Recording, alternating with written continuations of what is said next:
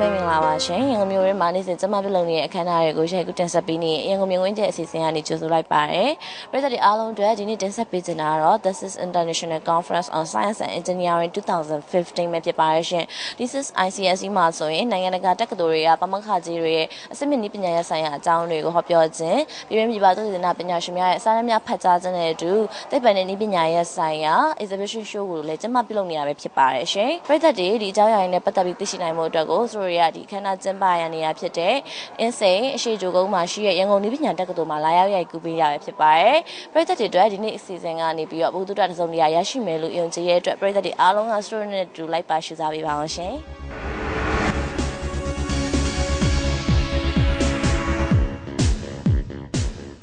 ဆိုပါ SIS ICSE 2015 ကိုနိုင်ငံတကာတက္ကသိုလ်များမှပါမောက္ခကြီးများ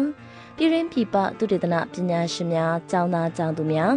စီးပွားရေးလုပ်ငန်းရှင်များနဲ့စိတ်ပါဝင်စားသူများလာရောက်လေ့လာခဲ့ကြပါတယ်။ The SIS International Conference on Science and Engineering 2015 ကို2015ခုနှစ်ဒီဇင်ဘာလ12ရက်နေ့နဲ့13ရက်နေ့တို့မှာရန်ကုန်နည်းပညာတက္ကသိုလ်မှာကျင်းပခဲ့တာပဲဖြစ်ပါတယ်။ဆိုင်မင်္ဂလာပါရှင်။ဟုတ်ကဲ့မင်္ဂလာပါခင်ဗျာ။ဟုတ်ကဲ့ပါပထမဆုံးဆရာတို့ဒီရန်ကုန်နည်းပညာတက္ကသိုလ်မှာကျမပြုလုပ်နေတဲ့ The SIS ICSE နဲ့ပတ်သက်ပြီးရှင်းပြပေးပါဦးရှင်။ဟုတ်ကဲ့ရန်ကုန်နည်းပညာတက္ကသိုလ်မှာမနေ့ကစပြီးကျင်းပတဲ့ ICSE ကတော့6ကြိမ်မြောက်ဖြစ်ပါတယ် International Conference on Science and Engineering 2015ဖြစ်ပါတယ်ကျွန်တော်တို့ဟို ICSE ကိုပေါ့နော်နှစ်စဉ်ကျင်းပခဲ့တာဆရာတို့ဒီ paper တွေကိုပထမဆုံးဒီဟိုJuly August လောက်မှာစတင်ပြီးတော့ call for paper ခေါ်ခဲ့ပါတယ်ခေါ်ခဲ့ပြီးတော့မှဟိုမနေ့ကစပြီးတော့မှစတင်ကျင်းပတဲ့ International Conference on Science and Engineering ICSE 2015မှာ paper ပေါင်း148ဆောင်းဖတ်ကြားတင်သွင်းကြမှာဖြစ်ပါတယ်နိုင်ငံတကာတက္ကသိုလ်9ယောက်ကနေမှ keynote speaker တွေနဲ့ဟိုရှင်းလင်းတင်ပြမှာဖြစ်ပြီးတော့မှဒီ priority session မှာတော့စုစုပေါင်းနိုင်ငံသားပညာရှင်19ဦးကနေပြီးတော့မှဒါ priority session မှာကျွန်တော်တို့ဒီသူတို့ရဲ့ဒီနောက်ဆုံးပေါ်ကျွန်တော်တို့တုတင်တာလုပ်ငန်းတွေကို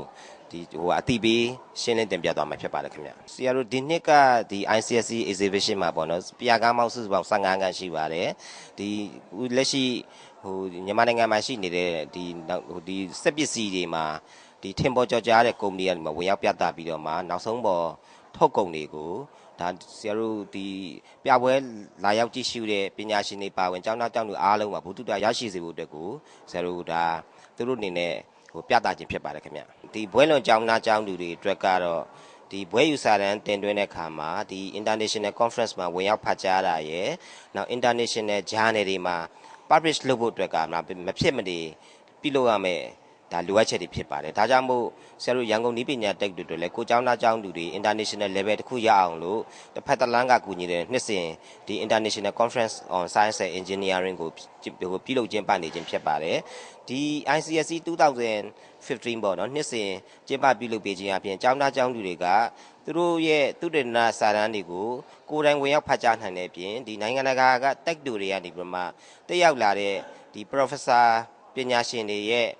ဟိုရှင်းလင်းပြောကြားချက်ကိုလည်းနားထောင်တော့ကြမလို့နိုင်ငံတကာမှာနောက်ဆုံးပေါ်သုတေသနလုပ်ငန်းတွေဘာတွေလုပ်နေဆိုတော့သူတို့အနေနဲ့လည်းဟိုသိမြင်ဘုဒ္ဓတာရရှိမှာဖြစ်တော့ကြမို့အကျိုးကျေးဇူးအများကြီးရှိပါတယ်ခင်ဗျလက်ရှိကတော့ဆရာတို့ဒီရန်ကုန်နည်းပညာတက္ကသိုလ်က JICA project ရှိတယ်ပေါ့နော် JICA project ရှိတဲ့ကြောင်းမလို့ဒါ9နှစ်စီမံကိန်းဖြစ်ပါတယ်JICA project ကဆရာတို့အစာအုပ်နှလုံးဆရာတို့3တက်နဲ့5တက်အစာအုပ်တစ်လုံးနှလုံးစုစုပေါင်းနှလုံးကို JICA ကနေပြီးတော့ကူညီပြီးတော့ဆရာတို့စောက်လုပ်နေပါတယ်အဲ့ဒီအစာအုပ်နှလုံးပြီးလို့ရှိရင် JICA ကနေပြီးတော့နောက်ဆုံးပေါ်ဆရာတို့ဒီတင်ကြားရေးထောက်ကူပြုစက်ပစ္စည်းတွေတက်ဆင်ပေးတော့မှာဖြစ်တဲ့ကြောင်းမလို့ဆရာတို့ဒီ2016ကုန်လောက်ဆိုစတင်ရောက်ရှိတော့မှာဖြစ်ပါတယ်အဲ့ခါကြလို့ရှိရင်ဆရာတို့နိုင်ငံတကာအဆင့်မီသူတွေလုပ်ငန်းတွေကိုဒီထက်မကတွင်ကျစွာဆောင်ရွက်နိုင်မှာဖြစ်တဲ့ကြောင်းမလို့ဆရာတို့နိုင်ငံတကာ level တစ်ခုကိုတက်လှမ်းနိုင်တော့မှာဖြစ်တဲ့ဆိုတဲ့အကြောင်းကိုသိပေးပြောကြားလိုပါတယ်ခင်ဗျ